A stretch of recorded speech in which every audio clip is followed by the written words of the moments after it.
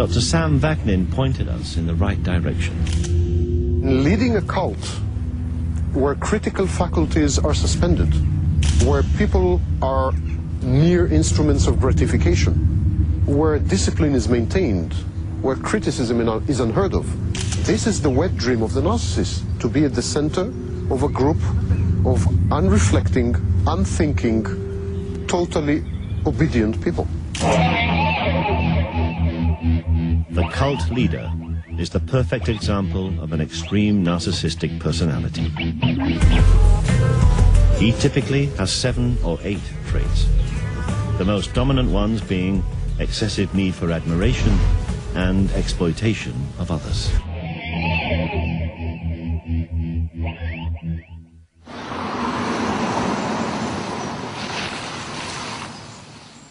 Bob Pardon has studied cults for 15 years. He runs a self-help group for victims and believes religion is the perfect tool for a narcissist to control others.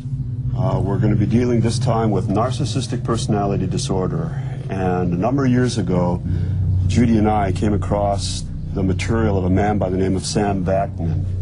And you've probably never heard of this man before, but we have found that his material has been extremely helpful to us in working with folks who have come out of destructive groups. Well, from our perspective, the profile of a cult leader seems to fit almost like a hand in a glove a narcissistic personality disorder. MPDs are drawn to cult leadership primarily because religion is tailor-made for their fantasies. What better manifestation than to be like God? Of all the cult leaders, it would be hard to find a bigger egomaniac than David Berg. His cult, the Children of God, which he founded in 1968, ended up mirroring his own worst narcissistic characteristics. It soon became a global movement, expanding to over 130 communes. But for many, it was a prison of exploitation, abuse, and mind control. Some examples of David Berg's narcissistic personality disorder. He certainly had grandiose feelings. I mean, he felt that he was called by God as God's end-time prophet. He was predicting the end of the world numerous times. He was certainly obsessed with fantasies of unlimited success and fame. So there are numerous examples of Berg fitting NPD across the board. For those born into Berg's cult, they had no choice but to follow his idealism, such as the Jones sisters, who witnessed Berg's extreme narcissism from an early age. It was not that Berg was replacing God, it was that he was the mouthpiece of God and God spoke through him. So obviously we couldn't understand God, we were just, the stupid children, and he was the one that was going to explain God to us. So what he said was God. David Berg often said that he was the only one with the wisdom. He was the only one who could interpret biblical prophecy. He was the last prophet of the end. Many religious cults result in mass suicide, but sometimes they are havens for something just as sinister. Berg created his own Bible in order to spread the idea of promiscuity. He was involved in all kind of sexual deviancy. He glorified just sex on a level that is beyond understanding practically. Berg even used his wife Karen to entice new followers. He got this idea, him and Karen Zerby would go out to nightclubs and stuff, and he would get a kick and enjoy watching her flirt with these younger men, or men her age, and and he thought it was a good idea that she should take them back to the hotel room or house and sleep with them. He didn't sell it to the membership as prostitution, he sold it as flirty fishing.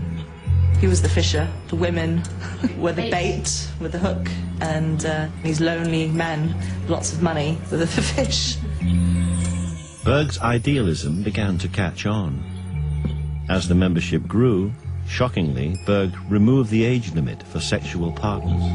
Sex was just a part of life. It was all around you. The adults were walking around naked. They were having sex right there every single night in your room. Your teacher would have sex right there. We'd have classes, live classes demonstrating how to have sex, teaching us. We'd have date nights where we'd pair off even as little 3-year-olds and, have mock sex, basically. Except for some of the kids actually were doing it realistically because they'd been taught in a live class. I had to be aware that an adult man was in love with me, and I was only 6 years old. If there was an adult male in the commune that took a fancy to you, you couldn't do much about it, really. In some cases, even if it wasn't forced, if you weren't raped, it was still abuse because it was an abuse of power. All the adults, there was no one that you could go to complain if anything did happen. Incredibly, Berg led the Children of God for a quarter of a century before his death in 1994. Some will never forget his narcissistic personality.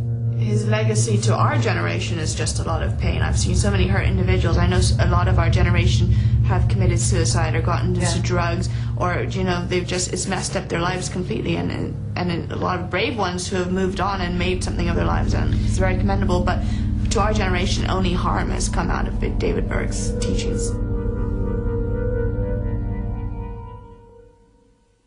With at least 7 out of 9 possible traits of NPD, a cult leader is a dangerous example of a narcissistic personality.